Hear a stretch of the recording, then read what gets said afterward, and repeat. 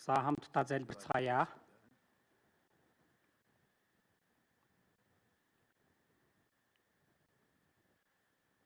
Биднийг хайрладаг ариун инэрэнгүү бидний Бурхан Аав минь, Бурхан таны төлөвлөсөн энэ түүхийн төгсгөлийн үед энэ ертөнцийн олон хүмүүсийн дундаас биднийг төрүүлэн дуудан аварч өгч энэ гин нүглэр дүүрэн энэ ертөнцөөс биднийг тусгаарлаж эзний хамт байж ажиллаж байгаа өөрийн чуулган дотор ариун ахан дүүстэй хамт нөхөрлөж үгэнд дуулууртайгаар амьдрах, Бурхан таны хүсэл ба алдрын төлөө амьдрах тэр боломжийг олгож Бурханы нэгүсэл болон хайр ариун сүнсээр тусалж удирдах байгаа нэгүсэлд баярлалаа. Энэ цагт эзний үнэт цусаар аврагдсан бид бүхэн эзний өмнө хамтдаа цуглан эзний агуу нэгүсэл болон хайрыг магтан дуулж эзний үгнээс сурахаар удирдах өгсөнд талархаж байна. Дэлхийн энэ тэнд байгаа олон чуулганууд хэцүү байдал донд итгэлээс сахин сайн мэдээг тарааж байгаа бүхий л ахан дүүст эзэн та нэг бүчлэн дурсан санаж Бурхны нэгүсэл болон үг ариун сүнсний хүч чадлаар хамт байж өгч эзний сайн мэдээг хүчтэйгээр гэрчлэн олон төөрсөн сүнснүүдийг эзэн тань руу удирдах авралт хүргэж Бурхан таны энэ үйл хэргийг биелүүлэхэд та туслаарай. Бидэнд эзний ариун хүслийг ялгаж салгах ухааныг өгч Бурхны хүсэл болон алдрын төлөө амьдрахад хүч болон зоригийг илүү ихээр зөвшөөрж өгөөсөө хэмээн гуйж байна. Энэ газарт бид үлдсэн амьдралаа хоосон дэмий өнгөрөхгүй байж Бурхны хүсэл ба алдрын төлөө эзний даалгасан ариун үйл хэргийн төлөө бид нар зөв зохистой амьдрахад тусалж удирдах өгөөрэй. Цаг үе тутамд бидэнд хэрэгтэй үгийг өгч бидний явах ёстой замыг заан харуулдаг эзэн минь, энэ цагт ч бидэнд хэрэгтэй үгийг та өгч бид Бурхан таны өмнө ямар хүн байх ёстойг зааж өгнө үү? Бурхан таны ариун хүсэл болон алдрын төлөө амьдрахад бид бүгдийг та захирч удирдах өгөөрэй. Бидний эзэн Есүс Христийн нэрээр залбирлаа. Амен.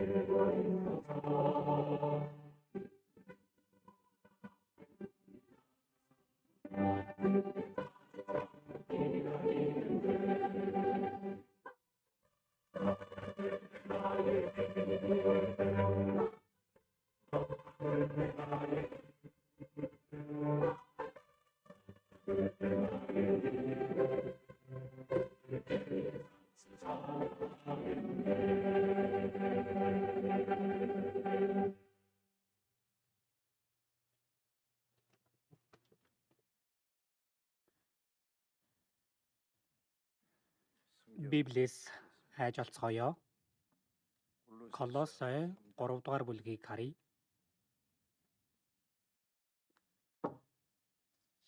Шинэ гэрээ Колосай 3.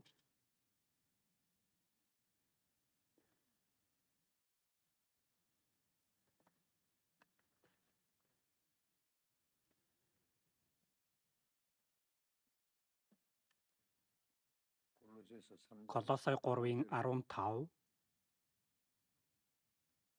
Колосай 3-ын 15 хамтдаа уншийе. Христийн амар тайван зүрхийг чинь захираг. Үүний тулд л та нар нэгэн бие дотор дуудагдсан талархах тун.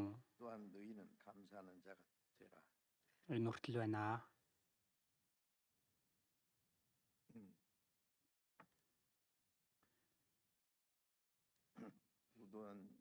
За халуун зун өнгөрч сэрүүхэн намар бас өнгөрч намар бас их хурдан өнгөрдөг юм шиг байна.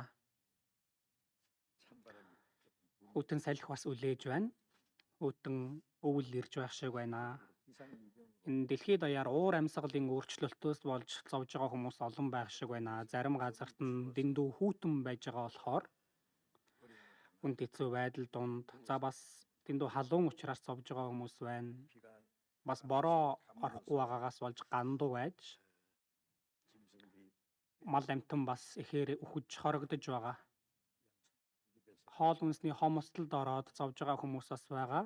Бас нэг талд бороо дэндүү их орж байгаагаас болж үер их болоод бас гэр орон усанд живж урсаж байгаа. Тийм үйл явдлууд их болж байна. Уур амьсгалын өөрчлөлт байна.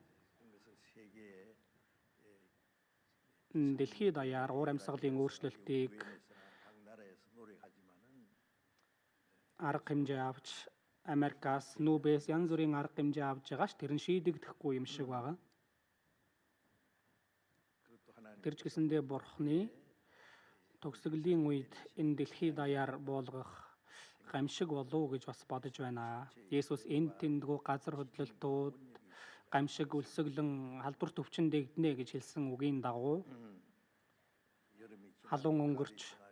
халуун зун өнгөрч сэрүүхэн намар өнгөрч өвөл ирдэг шиг нэгүслийн үе дуусаж зовлонгийн үе ойртож одоо сүүлд нь эзэн ирэх тэр өдөр бидний нүдний өмнө бас илүү ойртож байгаа нь гарцаагүй үнэн байгаа. Бид нар Бурхны төлөвлөсөн түүхийн төгсгөлийн үед амьдарж байгаа гэдэг нь маш баталгаатай зүйл юм шиг байгаа. Библийн үгээр дамжуулан харахад тийм байна. Есүс төгсгөлийн үеийн шинж тэмдгүүдийг хэлэнгээ энэ бүхнийг хараад үүдэн дээр чинь үүний ойрхон байгааг бас мэдэх тун гэсэн байгаа. Эзний эрхийн өмнөх шинж тэмдгүүд байх болно гэдгийг хэлсэн. Хаяа бид сонсдог. Элч нарын үед ч гэсэндээ эзэн удахгүй ирэх юм шиг яриад л байж байсан одоо хүртэл ирээгүй байна. Тиймээс одоо ч гэсэндээ эзэн удахгүй ирэх юм шиг байна. Яг хизээ ирэх вэ? Тэрийг яаж мэдэх үү гэдэг. Элчнэр бол тухайн цаг үед элчнэрт тухайн цаг үед болох зүйлийг л ирсэн юм биш. Төгсгөлийн үед болох зүйлсийг хүртэл зөгнөж хэлсэн учраас төгсгөлийн үе эзний ирэх үе дэндүү ойрхон байгаа гэдгийг эзэн төрүүлээд ирэхгүй байлаач эзний ирэх өдөр нь ойрхон байгаа гэдгийг мэдэх хэрэгтэй. Эзэн төрүүлж ирэхгүй маа гэхэд би төрүүлээд эзний өмнө ч очих боломжтой болохоор хизээч бай. Эзэнтэй уулзах, бэлтгэлтэй амьдрах нь мэдээжийн зүйлээ гэж бодож байна. Гэхдээ бидний амьдарч байгаа энэ үе бол бүдэг бадаг эзэн ирнэ гэж ярьж байгаа юм биш. Бүх шинж тэмдгүүд энэ байгалийн шинж тэмдэг, улс төрийн байр байдал, энэ сэрэг айрам, бас ёс суртахууны хувьд бүхий л талаараа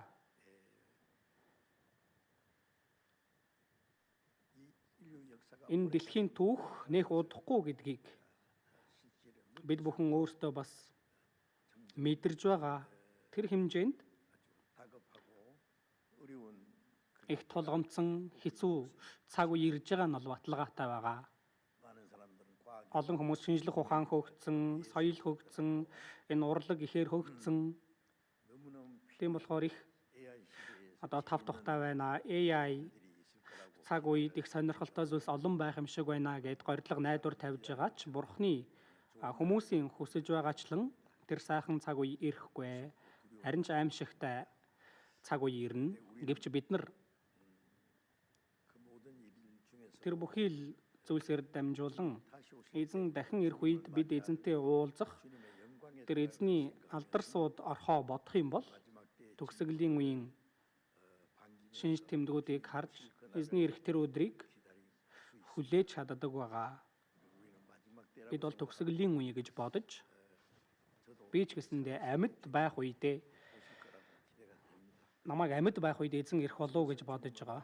Үхээд эзнийг угтаж авах нь ч сайхан, бас үхэлгүй байжгаад амьд байжгаад энэ бие маань эзэнтэй адил сурж авахланд биетэй адил болж өөрчлөгдөнө гэсэн болохоор тэр нь ч гэсэндээ илүү том ерөөл болох болно. Тийм сэтгэлээр бид хизээч бай эзэн ирсэн эзнийг угтаж авахаар ичих зүйлгүйгээр эзэнтэй уулзахын төлөө бид итгэлийн амьдралаар зөв амьдрах хэрэгтэй гэж бодогдож байна. Бид бүхэн эзний өдөр эзэн дотор оршдог амьдрал гэсэн сэдвээр дахин дурсан Христэд итгэгчийн амьдрал ямар байх ёстойг үргэлжлүүлэн бид нар сурж байна. Өнөөдөр сая уншсан үгийн дагуу Колосой 3:15 дээр байгаачлан Христийн амар тайван зүрхийг чинь захираг. Тэгээд бас үүний тулд та нар нэгэн бие дотор дуудагцаан. Бас нэг нь талархагтун. За энэ богинохон ишлэл дотор маш олон утга агуулга шингэсэн үг учраас хамтдаа бодож үзэх гэж байна. Христийн амар тайван зүрхийг чинь захираг.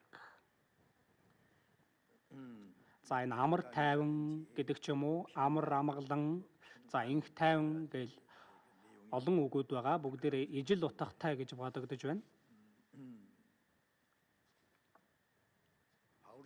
Илч Паулийн бичсэн захидлын номон дээр Ром 1:7 дээрээс харах юм бол бидний эцэг бурхан ба эзэн Есүс Христээс нэгүсэл игээд амар тайван байх болтугай. Бас Эфес 1:2 дээрч Колосой 1:2 дээрч гэсэндээ адилхан тийм үг байгаа. Бидний эцэг бурхан түүний нэгүсэл ба амар амгалан нь та нарт байх болтугай гэсэн үгүүд бий. Тэр бурхны амар амгалан хүний бодож байгаа амар тайван амар амгалангаас шал өөр зүйл байгаа. Христийн амар тайван зүрхийг чинь захираг гэж байна. Өөр орчуулга дээрээс харах юм бол Христийн амар тайвнаар зүрхээ захируул гэсэн байгаа. Тэгж хэлсэн Христийн амар тайван Лук 2:14-өөс харах юм бол Есүс төрөх үед Бэтлехемийн хейр талд шүн хонин сүргээ манж байсан хончтод тэнгэр элч гарч ирж харагдсан тийм ээ. Тэнгэр элч гарч ирээд тэгээд асар олон тэнгэр элч нар бас тэнгэрээс үзэгдэж магтан дуулсан байдаг. Тиймээс дээр өндөрт алдар нь бурханд байх болтугай. Доор газарт амар тайван нь түүний тааллыг олсон хүмүүст байх болтугай гэсэн байгаа. Есүс ирээд хүний сүнс аврагдсанаар дээр өндөрт алдар нь бурханд байж бас түүний тааллыг олсон хүмүүс буюу бурхны нэгүслийг авч аврагдсан хүмүүс амар тайван байх болтугай. Бурхантай харилцах харилцаа нь амар тайван байх болтугай гэдгийг хэлсэн бахан. Тэгээд Есүс энэ ертөнцийн гэм нүглийг уучлахын тулд загалмай дээр үхэж 3 хоногийн дараа дахин амьдсан эзэн шавнарынхаа өмнө гарч ирсэн байдаг. Иохан 20:19-с доош үргэлжлүүлэн харах юм бол ийш тийшээ тарж бутарсан шавнар Есүсийн оршуулган дээр очичоод дахин амьдсан Есүсийг харсан Магдалийн Мари олон эмэгтэйчүүд бас Еммау руу уруудаж явж байгаад Есүстэй уулзсан хоёр шавь энэ тэндээс Есүсийг дахин амьлсан гэдгийг харсан хүмүүс байсан.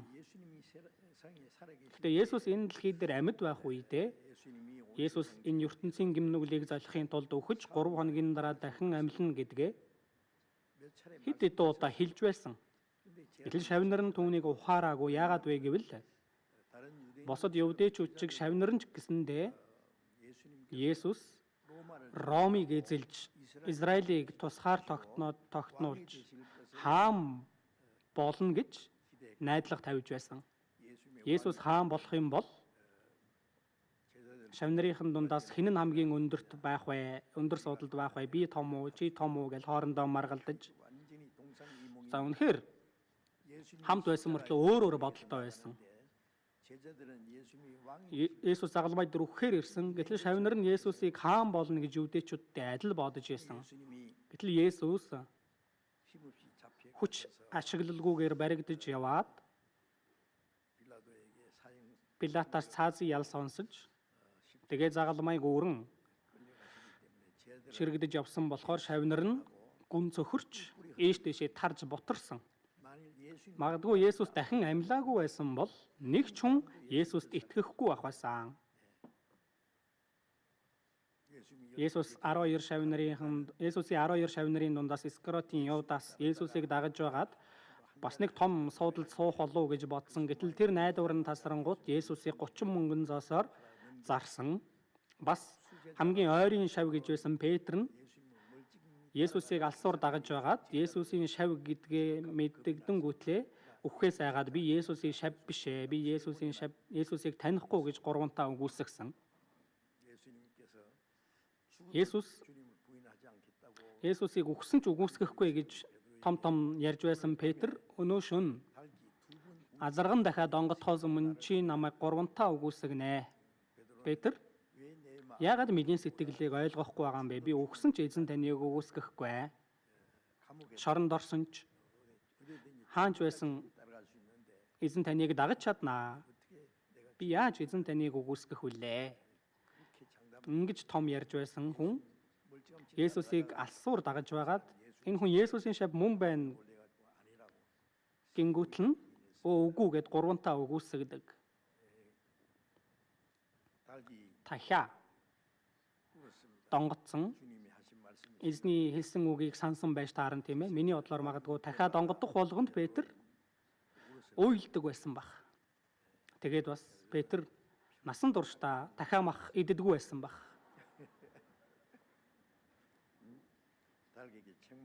Дахиагаар зэмлүүлсэн болохоор за ямар тач тэгж байсан шавнар нь Есүс дахин амьлаагүй байсан бол тэдний дундаас нэг нь ч Есүст итгэхгүй байх байсан. Гэтэл Есүс энэ ертөнцийн гимнүглийн төлөө загалмай дээр үхсэн ч Есүс бүх ертөнцийн гимнүглийг зойлсон аврагч Христ гэдгийн нотлогоо нь Есүсийн дахин амьлал байгаа. Есүс үхсэн нь бүх ертөнцийн гимнүглийг зойлохын тулд дахин амьлснаар Есүс энэ ертөнцийн гимнүглийг золиод зогсохгүй бас аврагч гэдгээ дахин амьлснараа энэ бүх ертөнцийн хүмүүст итгүүлсэн байна. Дахин амьлсан Есүс 40 хоногийн турш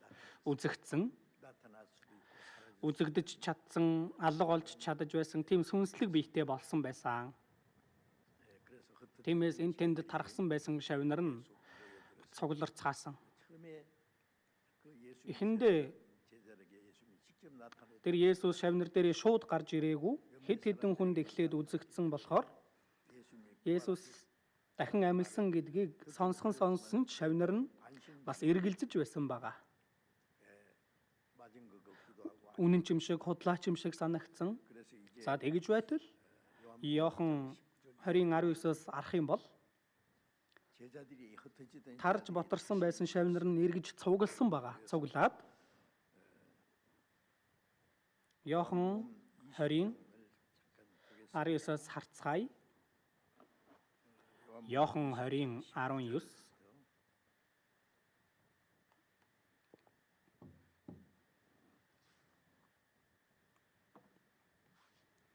Иохан 20:19 Тэр өдөр буюу 7 хоногийн эхний өдрийн үдэш шавнар нь юудэчүүдээс айснаас үүдээ түгжсэн байв. Есүс ирээд тэдний дунд зогсож тэдэнд амар амгалан та нарт байх болтугай гэв. Үүнийг айлдаад тэр тэдэнд гар хажуугаа үзүүлв. Шавнар нь эзнийг хараад ихэд баярлав. За 7 хоногийн эхний өдөр Есүс 7 хоногийн эхний өдөр дахин амилсан Есүс тэр эхний өдрийн үдэш шавнар нь юудэчүүдээс айснаас болоод цугласан байсан юудэчүүд Есүсийг алаа зогсохгүй бас Есүсийн шавнарыг бас алах гэж магадгүй бас хайж явж байсан бах. Яагаад вэ гэвэл Есүсийн шавнар Есүсийн цогцыг хулгайлаад бас нуучгаад Есүс дахин амилсан гэж худлаа ярьсан ийм яриаг гаргахгүй тулд Есүсийн цогц байгаа тэр оршуулгыг ч гэсэндээ 3 хоногийн турш сэргээр сахиулна гэсэн тийм ээ. Гэтэл Есүс 3 хоногийн дараа дахин амилсан тэр булшийг сахиж байсан Ромын цэргүүд бүгдээ ухаан алдаж унаад за бас зүхтацгаасан. Тэгсэн ч юудэчүүд үүнд итгээгүй. Тэгээ шавнарыг барих гэж улаарч байсан байж таарна. Гэтэл энэ шавнарын итгэл одоо хүртэл эргэлзээтэй байсан байгаа. Тийм байдал донд тарж боторсон шавнар нь эргэж цуглахын хувь цугласан сая гарсан үгийн дагав юудэчүүдээс айснаас юудэчүүд өөрсдийг нь бариад өөрсдийг нь бас аллахгүй гээд айсандаа үүдээ чанга түгтсэн байсан байна. Нуугдж байсан байх нэ. Гэтэл Есүс ирээд тэдний дунд зогсож тэдэнд амар амгалан та нарт байх болтугай. Шавнар цугларсан байсан тэр өрөөний голд гарч ирээд амар амгалан та нарт байх болтугай. Гар хажуугаа үзүүлээд та нарт амар амгалан байх болтугай гэсэн. Та нарын гэмээс болж би хатгагдсан, та нарын гэмээс болж би хатгагдсан, бяцарсан. Тиймээс та нар одоо амар амгалан бай. Энэ амар амгалан байх нь үнгүүгээр өгөгдсөн юм биш. Харин Есүс бидний төлөө үхэж өгж гмийг маань уучлснаар, Есүс хатгагдж бяцарснаар Исая 53-ийн 5 дээр гарч байгаачлан түүн дээр гисгэл байж шархаар нь бид эдгэрчээ. Тэр гисгээгдснээр хатгагдж бяцарснаар бидний сүнс эдгэрсэн. Тиймээс тэр Бурхны амар амгалан бидэнд өгөгдсөн байна. Амар амгалан та нарт байх болтугай. 2 удаа давтан хэлсэн биз дээ.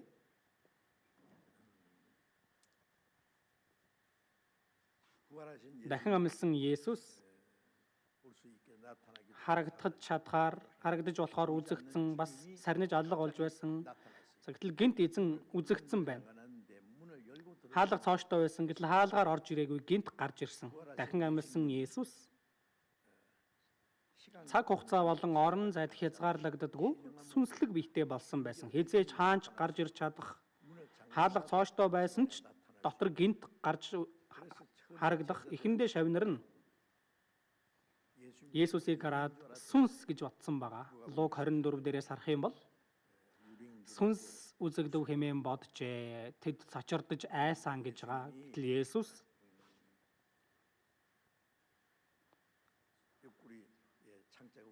хажуугаа үзүүлсэн, гараа үзүүлээд сүнс нь та нарын харж байгаа над шиг яс мах байдаггүй юм аа гэсэн.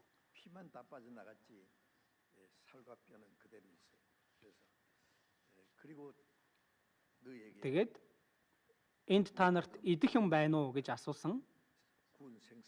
Тэгэл хайрсан загас өгдөг. Шавнар нь харж байхад Есүс тэрийг зоогддог.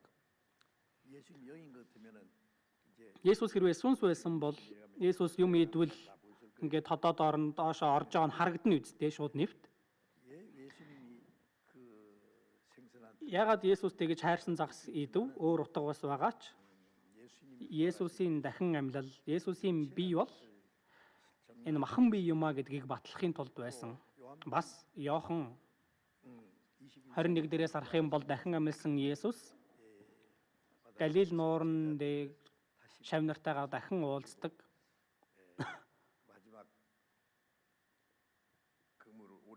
Тэгээд завныхаа баруун талд тороо хай гээд 153 загас бариулдаг байгаа. Есүс хэлсэн завныхаа баруун талд тороо хаяа. Гэтэл загас 153 ширхэг баригдсан. Бүрийн тоог нь хүртэл Есүс хэлсэн байсан. Тэгээд дээр гараад үтсэн чинь Есүс шав нарынхаа төлөө модны нүүрсний гал бэлдчихсэн. Тэгээд тал болон загас бэлдчихсэн байсан. Өглөөний хоолоо идцгээ гэж хэлдэг. Би тэр үзэгдлийг бодох юм бол дахин амьлсан Есүс шавнартаа гарч ирж харагдсан. Есүсийн үгийн дагуу загас баригдсан нь хожим нь Есүсийн үгийн дагуу та нарыг хүмүүсийг агнах загасчин болгоно. Петр, Иохан, Яаков тэр загасчдад хэлсэн үгийн дагуу олон сүнсийг аврах болно гэдгийг бодит тэр гайхамшгаар үзүүлээд зогсохгүй Есүсийн бэлдсэн тэр өглөөний хоол байна. Гал байна, хайрсан загас байна, талх байна. Дахин амьлсан Есүс болон тэр өглөөний хоолыг идэнгээ нөхөрлсөн тэр нөхөрлөл тэр байдлыг бид нэр төсөөлж үзэх юм бол ямар үтсгэлэнтэй онцгой үзэгдэл байсан бол шав нартайгаа сүүлчийн нөхөрлөлийг хийж байгаа дүр төрх байгаа. Гэтэл энэ Галил нуурын ирэг дээр Есүс үзэгдээд зогсохгүй үүнээс илүү эхлээд үзэгдсэн нь энэ Иохан 20-ийн 19 дээр байгаачлан Есүс шавнар нь үүдээ төгтсөн байхад тэр гэр дотор зогсож байсан дүр төрх тийм ээ. Тэдний дунд зогсоод гэсэн. Энэ үгийг харах юм бол бид юу гэж бодох уу? Бид одоо бол Есүсийг харж чадахгүй байгаа.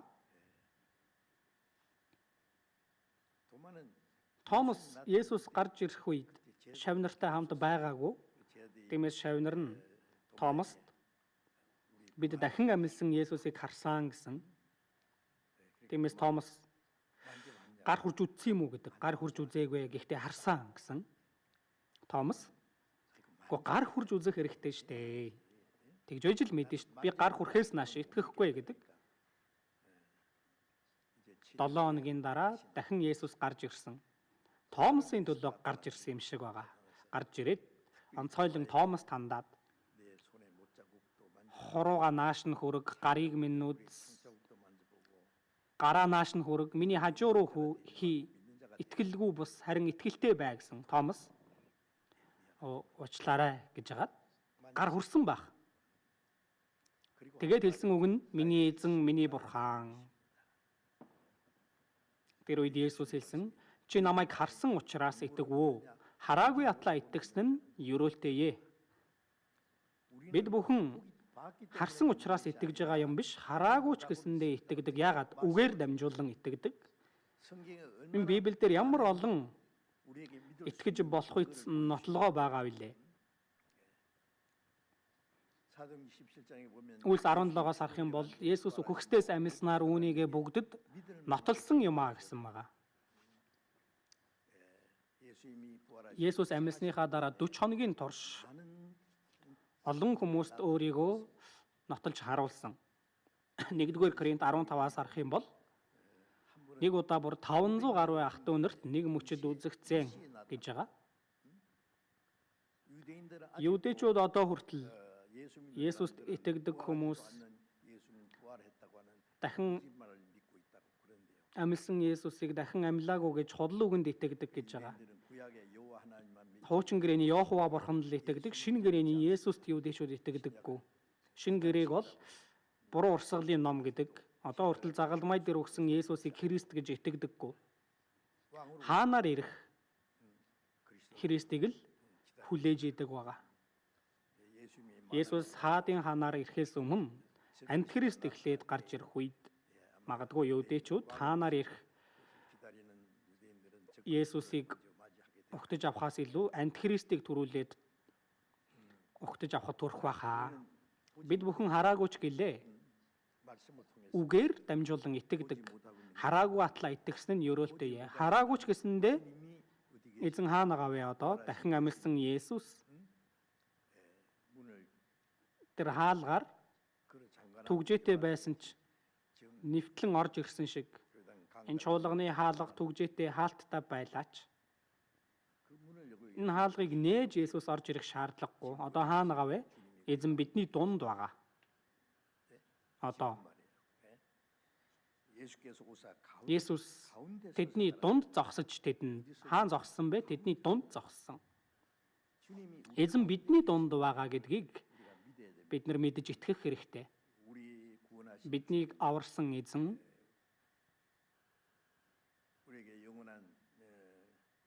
бидэнд мөнх ам болон найдварыг өгсөн эзэн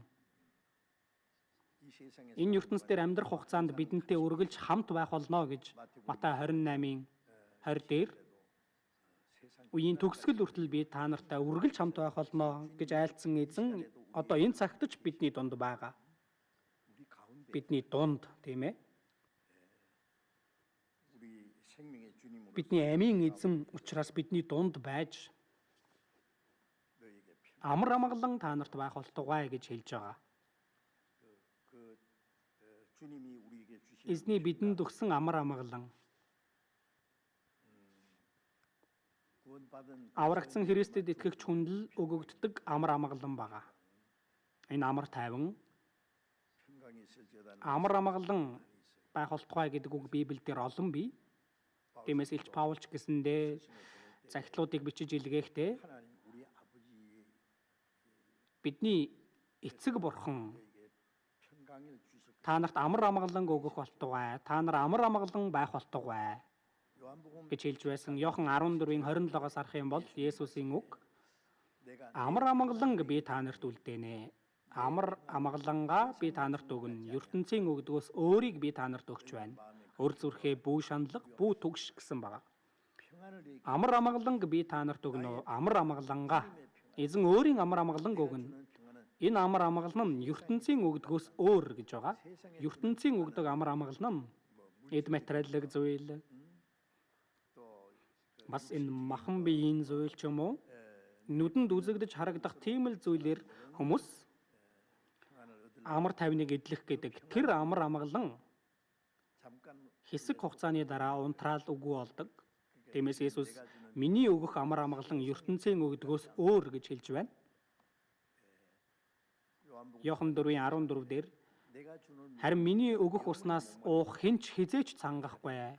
Миний өгөх ус тэр хүний дотор мөнх амьд оргилох булгийн ус болно. Энэ уснаас уух хүн бүр дахин цангана. Харин эзний өгөх уснаас уух хинч мөхөхгүй, цангахгүй. Харин мөнх амьд оргилох булгийн ус болно гэсэн. Тэгэхээр энэ ертөнцийн амар амгалан хэсэг хугацаанд байжгаад алга болдог. Хэсэг хугацаанд амар амгалан байжгаад үгүй болдог. Тэгэл уугашуу айц түгшүүр дотор амьдрахад хүрдэг. Харин эзний өгдөг амар амгалныг авсан хүн ямар ч нөхцөл байдал донд байсан тэр амар амгалан нь эцсийд алга болдоггүй бахна. Тиймээс энд Колосай номон дээр ч гэсэндээ Христийн амар амгалан зүрхийг чинь захираг. Бидний амьдрал донд Христийн амар тайван бидний амьдралыг бүрэн захирах ёстой. Христийн амар тайван биднийг захирах ёстой гэж хэлж байгаа ахна. Энэ эзний өгдөг амар амгалан үүнийг алдагдуулж болохгүй. Тиймээс үүний тулд л та нар нэгэн бие дотор дуудагцсан. Есүс загалмай дээр үхээд дахин амьсан хамгийн чухал зорилгоудын нэг нь юу вэ? Бидэнд Бурхны амар тайвныг өгөхийн тулд байгаа. Исая 57-гийн 21-ээс харах юм бол буруутуудад амар тайван үгүй гэсэн байгаа. Буруутуудад амар тайван үгүй. Хэсэг хугацааны баяр хөөр, баяр баясгалан байж болох ч яг жинхэнэ амар тайван байхгүй. Эзэн бидэнд сүнсний амар тайван өгсөн, мөнхийн амар тайван өгсөн байгаа. Энэ амар тайван Бурхны улсад орохын бас нэгэн тэмдэг Магтан дуун дээр ч гэсэндээ эзний амар тайван сэтгэлд минь байвал мөнхийн Бурхны улс илүү ойртно гэсэн утгатай Магтан дуу байгаа. Бидний сэтгэлийн амар тайван Деваажинд бас орох тэмдэгтэй адил байх нь. Энэ сэтгэл амар тайван байх. Тэр нь бол Деваажи юм аа. Бурхны амар тайван. Амар тайван амар амгалан Тэнгэрээс бууж ирнэ гэж байгаа. Тэр Бурхны өгдөг амар тайван бидний сэтгэл зүрхэнд биелэлээ олсон. Тиймээс энэ амар тайван бидний сэтгэлийг захираад явах хэрэгтэй. Чуулган доторч Бурхны амар тайван үргэлж байхаар амар амгалан биднийг захирахаар байх ёстой хэн тиймээс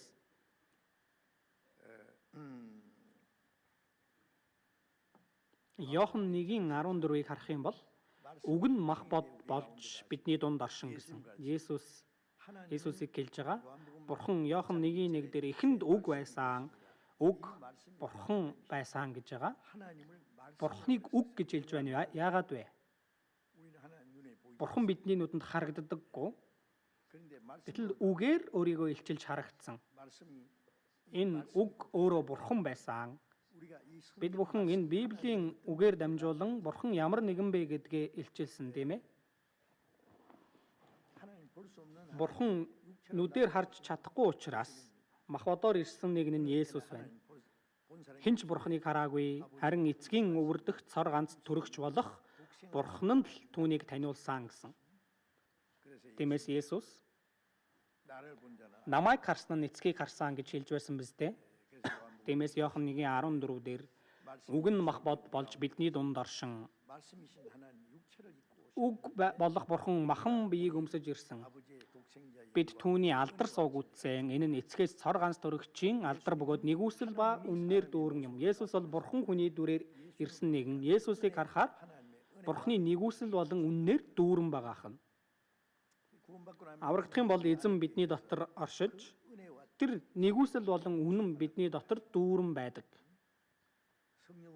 Ариун сүнсээр дамжуулан Бурханы нэгүсэл, тэр нэгүсэл дотор байгаа Бурханы хайр, Бурханы бидэнд өгсөн аврал, тэр бүхий л Бурханы өгдөг бэлгүүд байгаа шүү дээ. Тэгээд Бурханы үнэн дүүрэн байдаг. Нэгүсэл ба үннээр дүүрэн юм аа. За энд Бурханы амар тайван үргэлж байх болно гэдгийг хэлж байгаа. Тиймээс Ром 15-аас харцгаая. Ром 15 33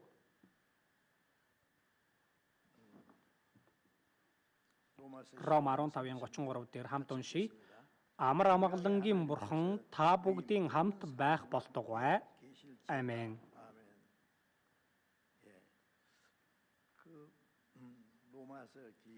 Ром номны урт үгийг хэлсний дагаа амар амгалангийн Бурхан гэсэн байгаа. Амар амгалангийн Бурхан та бүгдийн хамт байх болтугай. Бидэнд нэгүсэл болон үннээр мөн хэн болон найдварыг өгсөн Бурхан, Бурханы амар амгалан одоо бидний дотор хамт байна гэж хэлж байгаа хэн. Ром 16-гийн 20-ыг бас харцгаая. Ром 16-гийн 20 хамт уншийе. Амар тайвны Бурхан та нарын хөл дор сатаныг удахгүй няцлана. Бидний эзэн Есүсийн нэгүсэл та нартай хамт байх болтугай. Амар тайвны Бурхан та нарын хөл дор сатаныг удахгүй няцална. Бурхныг эсэргүүцсэн сатан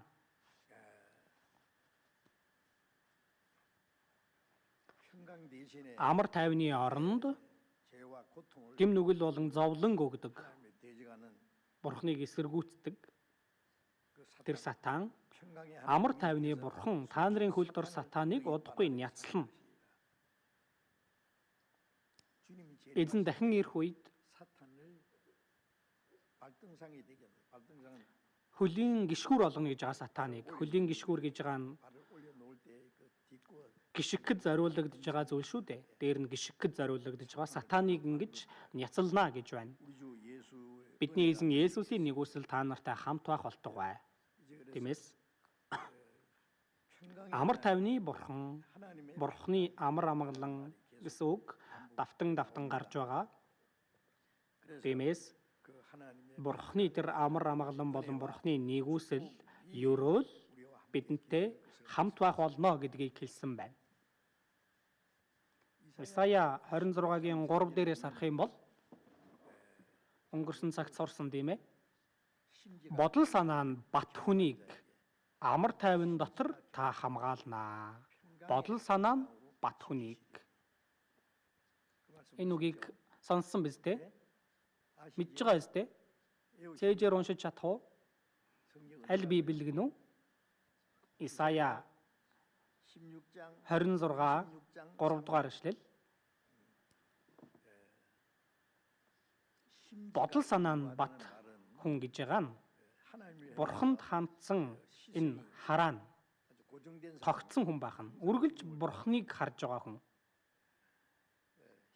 Еврей 12 дээрээс харах юм бол итгэлийг эхлүүлэгч бөгөөд төгс болгогч Есүсөд харцгаая. Бид энэ хараагаа өөр тийш нь эргүүлэх гээд байдаг. Петр Есүс усан дээгүүр алхахад эзэн та юу? Би байна, бүү ээ гэж хэлдэг. Эзэн та мөн бол намайг усан дээгүүр алах гэж тушаагаач ир гэдэг. Тэр далайн шуурга давлгаад игдсэн байхад Петр их зоригтойгоор эзэн ир гэсэн чинь завнаасаа буугаад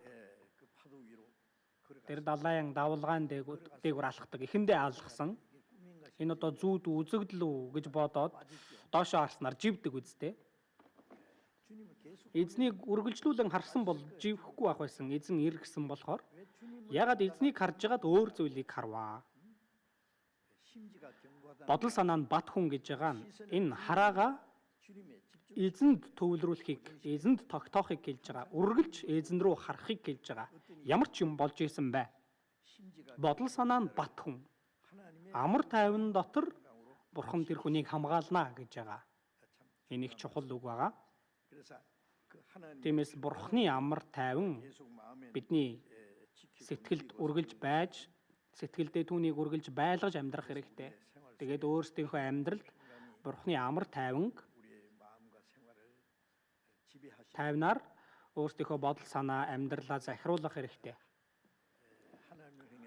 Бурхан хандсан бидний сэтгэл хөндөрөх үед энэ амар тайван нурдаг, аврал алга болдог юм биш. Аврагдсан хүнд өгөгддөг тэр амар тайван алдагддаг бахан.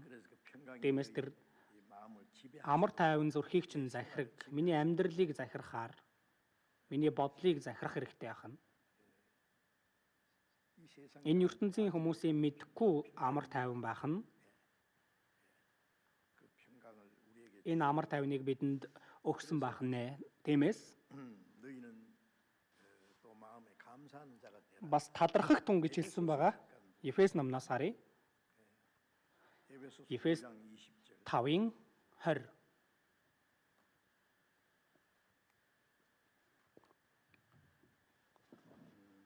Ефес 5-ын 20 дугаар ишлэл хамт уншийе. Бүх зүйлийн төлөө бидний эзэн Есүс Христийн нэрээр Бурхан эцэгт үргэлж талархал өрг. Бүх зүйлийн төлөө бүхий л амьдралдаа бидний эзэн Есүс Христийн нэрээр Бурхан эцэгт үргэлж талархал өрг. 1-р Тесалоник 5-ын 18-ыг харах юм бол үргэлж баяртай ба тасралтгүй залбир, түүний дараа бүх зүйлд таларх. Энд ч гэсэндээ бүх зүйлийн төлөө бидний эзэн Есүс Христийн нэрээр Бурхан эцэгт үргэлж талархал өргөө. Бүх зүйл гэж байгаа үг нь бидэнд сайн сайхан юм тохиолдсон ч, за муухай юм тохиолдсон ч, амар тайван үеч бай, за зовлон шаналлтай үеч бай, ямар ч тохиолдолд эзэнд талархах гэсэн үг байна. Тэгж чадах болов? Эзэн бидэнтэй хамт байгаа учраас Бидэнд зарим үед сайн сайхныг өгнө, бас зарим үед зовлонгч гэсэндээ өгдөг. Зовлонг өгдөгч тэр нь Бурхан илүү сайн сайхныг өгөхийн тулд бидэнд зовлонг өгдөг учраас бид ямар ч юм тохиолдсон бүх зүйлийн төлөө бид талархаж, үргэлж баярлаж чаднаа. Даниэл 6-гийн 10-аас харах юм бол харах уу? Даниэл 6-гийн 10.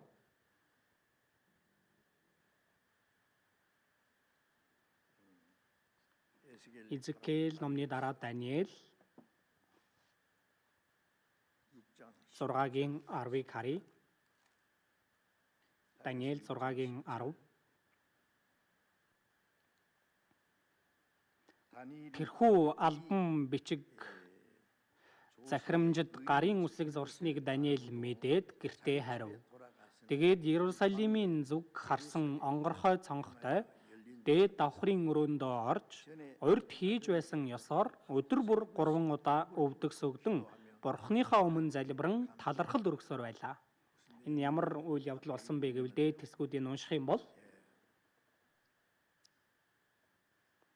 Юудэчүүд Вавилон руу олзлогдож очоод тэр үед балчир Даниэлч гэсэндээ очсон байгаа. Гэтэл Бурхан Даниэлд нэгүслийг өгснөөр их мэрэгүү ухааныг түүнд өгсөн. Тиймээс тэр Медэ Персийн цаг үед тэр Медэ улсын хаан Дариус 120 аймгийн захирагчийг босгож улсаа захирдаг. Тэр дунд тэр захирагчдаас бас нэг сайд нь болсон байгаа Даниэл. За 3 сайдын нэг нь Даниэл байсан. Даниэл илүү тодорж гарч ирсэн байгаа. Тиймээс 6-гийн 3-аас харах юм бол тэгэхэд Даниэл юр бусын сүнстэй тул сайд аймгийн захирагчдаас тодорч улмаар хаан түүгээр бүхэл хаанчлалыг захируулахаар төлөвлөж байваа. Иймээс сайд нар болон аймгийн захирагчид улсын албаны талаар Даниэлийг буруутгах үндсийг ирсэн боловч ямар ч буруутгах үндэс, ямар ч завхрал олсонгүй. Учир нь тэр итгэмжтэй байсан бөгөөд түүнээс ямар ч хаашааш юм буюу завхрал олдсонгүй. Энэ олзлогдож очсон Даниэлийг Дариус хаан тэр олон захирагч сайдаас тэргүүн нь болгосон байгаа юм аа. Тиймээс энэ сайд захирагчид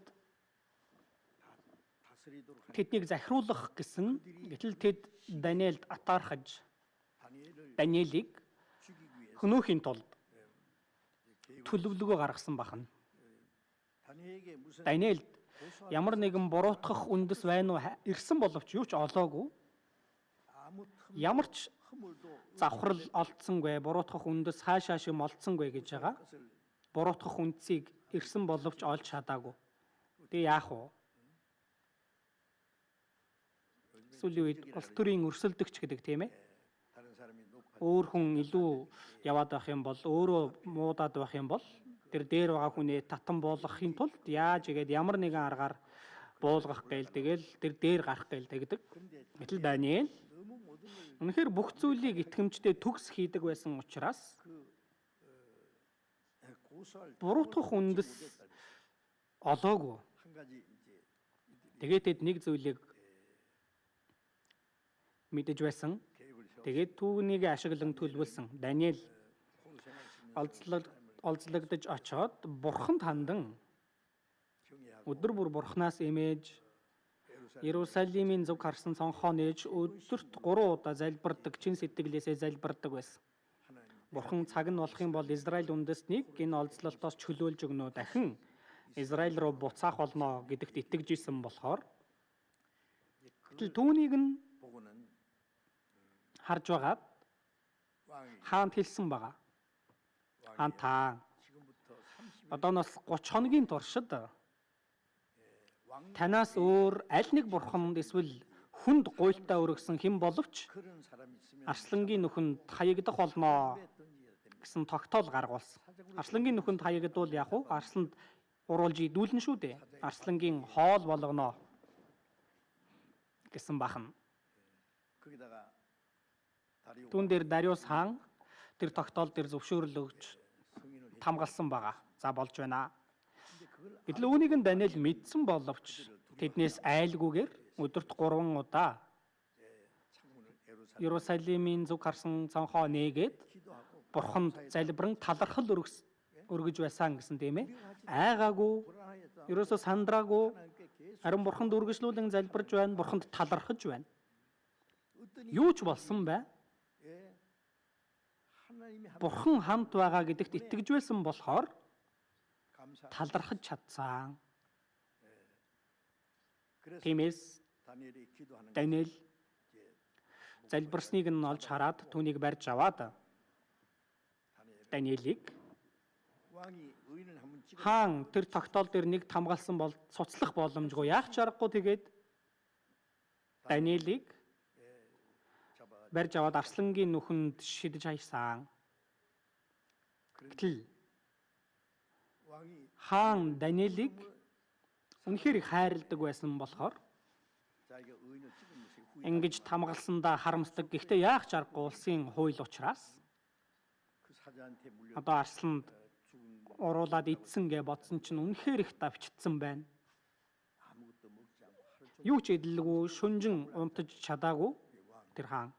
Тэгээд өглөө эрт үүрээр арслангийн нүхэнд дөхөж очоод 지극히 амьд бурхны зарц Даниэлаа чиний үргэж үйлчилдэг бурхан чамайг арслангаас аварч чадвуу гэсэн чинь Даниэл тийм ээ тэглээ 하나님이 бурхан намайг хамгаалж өгснөөр арслан надад хүрч чадсангүй.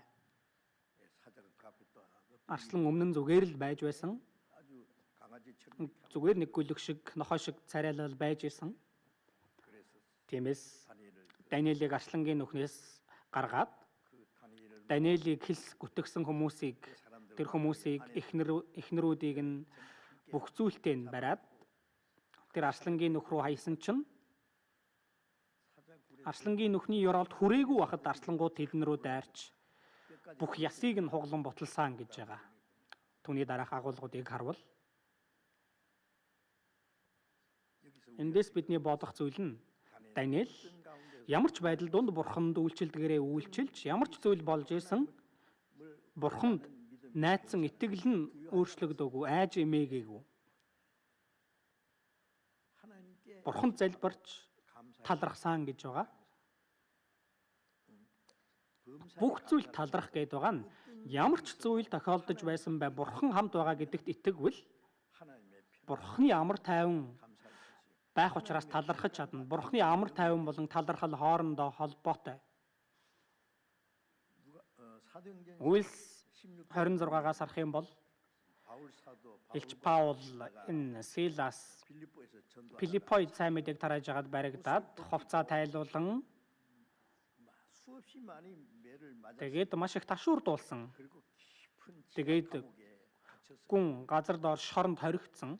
쇠고랑이를 차고 Төмөр дүнг зүгээд хөдөлж чадахгүй тэр шорон дотор. 그렇게 밤중에 무슨 Тэгэл шүн юу болдог вэ? 바울과 신라가 Паул Силас нар 찬송에 залбирч магтуу дуулж байваа гэж байгаа. 바울 사도는 Илч Паул 예수님을 Есүстэй уулзахаасаа өмнө Есүст итгэдэг хүмүүсийг хавчж байсан хүн. Стефаныг чулуугаар шидэж алхад 가편 투구에 саналаа нэгтгэж байсан хүн гэж байгаа. 제사장들에게 Тахилч нараас эрх мэдлийг аваад Дамаскт байгаа Есүст итгэгч хүмүүсийг барьж аваад тэдэнд хорихын тулд 가다가 явж байх замдаа Есүстэй уулзсан биз дээ. 예수님은 바울을 Есүс тэр Паулыг, Саулыг 잡아가지고 그를 구원해 барьж түүнийг аварч 바울이 Паул болгож өгсөн. Саул гэх үг нь 이스라엘 Израилийн анхны хаан Саулын нэрээр өөрийгөө нэрлэж Саул болгосон. 지파도 베냐민 지파 Беньямин овог, 사울이 태어났 Саулын төрсөн Беньямин овог. 지파 За гэтэл аврагдаад нэрээ Паул болгосон байгаа. Паул гэдэг нь өчүүхэн гэсэн үг. Тэр үеэс эхлэн 예수님은 그를 Есүс түүнийг 이방인 харийнхны элч болгосон байгаа. Харийнханд сайн мэдээг тараа гэж тэгээ шинэ гэрээний 14 номыг бичүүлсэн. 마지막 로마 Сүүлд 모든 길은 로마로 통한다. бүх зам Ромоор дайрж исэн учраас Ромд очиж сайн мэдээг тараавал энэ сайн мэдээ дэлхийд даяар хурдан тараагдах юм шиг байсан болохоор Ромд очиж сайн мэдээ тараах нь түүний сүүлчийн хүсэл байсан. 로마에 갔어요. Ромд очиж сайн мэдээ тарааж хагаад 2 жил сайн мэдээ тарааж хагаад тэгээд тэрээр цаазын тавцан дээр толгоогоо тасдуулж өгсөн. Би Ромд очоод Илч Паулын хоригдож байсан тэр газард орох шоронд түүнийг харуулсан надад. Тэр шорон нь одоо ч хүртэл байдаг. 거기서 끄잡아내가 Тэндээс гаргаж ирээд түүний толгойг тасцсан. 머리가 저만큼. Толгой нь хэдэн метр өнгөрсөн гэж байгаа. 어쨌든 Ямар тааж 그런데 이 Тэлийн Филиппой сайн мэдээд тарааж хагаад ташуурдуулаад 옥에 갇혀 тэр гүн шоронд хоригдохдоо Паул болон Силас нар залбирч магтууд дуулж байсан. Магтан дууд дуулж байсан. 야고보서 Яаков номон дээрээс харвал та нарын дунд хэн нэг нь хөгжилтөө байна уу? Тэр нь магтан дуулаг гэсэн. Магтан дуу 중에 있을 때는 찬송이 안 나옵니다. гуйныг дунд байвал магтан дуу гарахгүй. 내가 한때 Би нэг үе Есүсийг хавчиж байсан хүн. 구원을 해주신 Гэтэл намайг авраа зогсоолгүй харийнхны элч болгож өгсөн сайн мэдээг тараалгаж байна. Би сайн мэдээ тарааж хагаад ийм зовлон авч байна. 받게 된 것에 Тэгээд үүндээ 하나님께 бурханд 감사한다는 талархаж байна гэсэн үг ахна. 사도들 Элчнэр ч гэсэндээ сайн мэдээ тарааж хагаад баригдаад ташуурдуулаад шоронд хоригдвол 그 예수의 тэр Есүсийн нэрээр доромжлогдсон зовж байсан учраас үүндээ баярлалдаж байсан гэж байгаа. 그를 기뻐하고 Тэд баярлалдаж залбирч магтан дуу дуулж ирсэн. 우리는 어떤 Бид бүхэн ямар ч тохиолдолд 하나님의 평강이 Бурхны амар тайван л байж ивэл ямар ч тохиолдолд талархаж 그 하나님의 тэр Бурхны амар тайванг хадгалаад явж чадна. 감사한 Талархсан сэтгэл байхгүй болвол амар тайванч гэсэндээ нурж унана буруутвал энэ сэтгэлд айц төгшүүр гомдол бий болж болно. Колосай 2-ын 19-ыг харъя. 보겠습니다. Колосай 2-ын 19.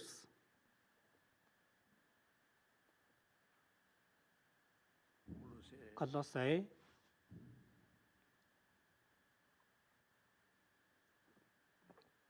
2-ын 19-ыг харъя. 머리를 Бүхэл биеийг үе мөч болон шөрөмсөөр хамттан холбон хангаж Бурхны өсөлтөөр өсөгдөг тэргүүнээс тэд зуурдаггүй юм аа. 자라느니라. За энд 콜로새 Колосай номон дээр 교회 чуулган юу болохыг 설명을 하는 тайлбарлаж байгаа агуулга их гардаг.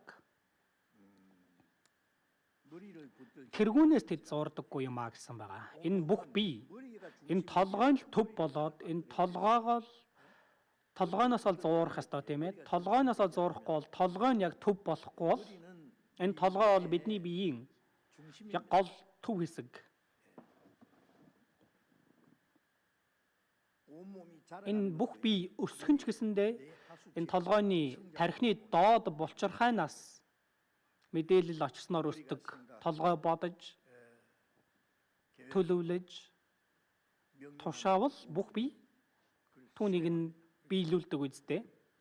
머리의 중심 Тиймээс энэ толгойг төвлөх 머리의 생각 энэ толгойн бодол тэр бүхий л хүсэл нь биеэр дамжин биелэгддэг. 그 머리는 Энэ толгойн тэргүүн нь хэн бэ? Есүс. Бид Есүсийн бие гэсэн тийм ээ. Чуулган бол Христийн бие.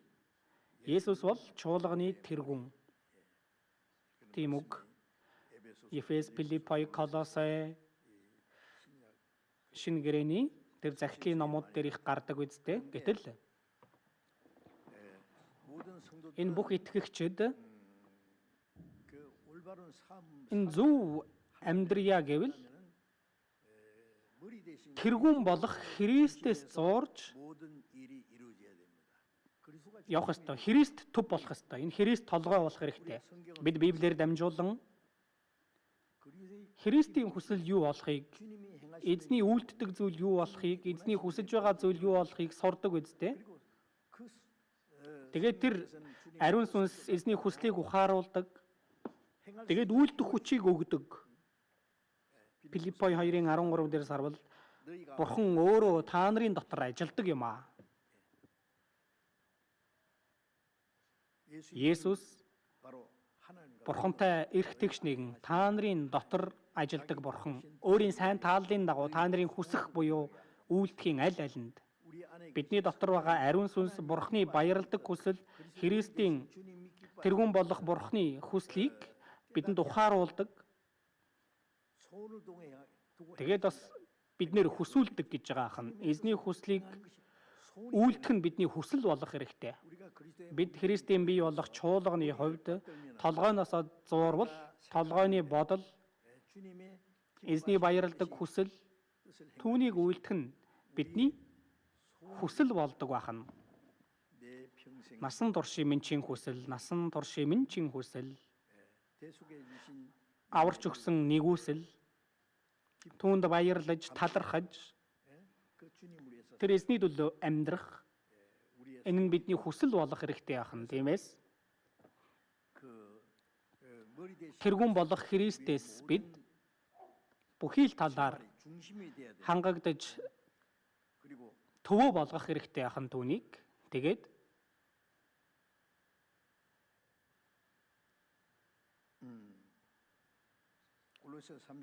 Колосе 2:19-ыг дахин уншийе. Бүхэл биеийг үе мөч болон шөрөмсөөр хамтд нь холбон хангаж Бурханы өсөлтөөр өсөгдөг тэргүүнээс тэд зуурдаггүй юм аа. Усан үзмийн модны зөөрлөл Есүс бол усан үзмийн мод, бид бол мөчрүүд гэж байгаа. Усан үзмийн модыг тарьсан тариач нь Бурхан.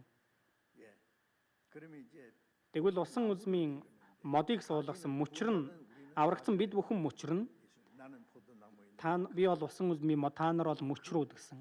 Тэр усан үзмийн мод болон мөчр үндснээс ирж байгаа тэр шимт хижээлээр сорж авснаар өсдөг, тэгээд үр жимс ургуулдаг. Тэр болон Есүс бидний биеийн тэргүүн толгой, бид тэр биеийн адилхан зөөрлөл бахна. Энэ толгойноос бүх зүйл тэтгэгддэг байгаа. Энэ тархины мэдрэлээс төв мэдрэлийн систем рүү тэгээд захын мэдрэлүүдэд энэ толгойн хүсэл хурж очих юм бол бүгд жигд хөдөлдөг үстэй. Бас толгойноос тэр тархины доод болчирхайнаас өсөлтийн гормон ялгарх юм бол тэгэх юм бол бие өсдөг байгаа. Тиймээс үе мөч болон шөрөмсөөр хамтд нь холбон хангаж Бурханы өсөлтөөр өсөгдөг. Энэ биеэр дамжуулан тэтгэгдэж Бурханы өсөлтөөр өсөгдөгөө. Энэ юу гэсэн утгатай вэ? Ганцаараа бол өсөхгүй гэсэн үг.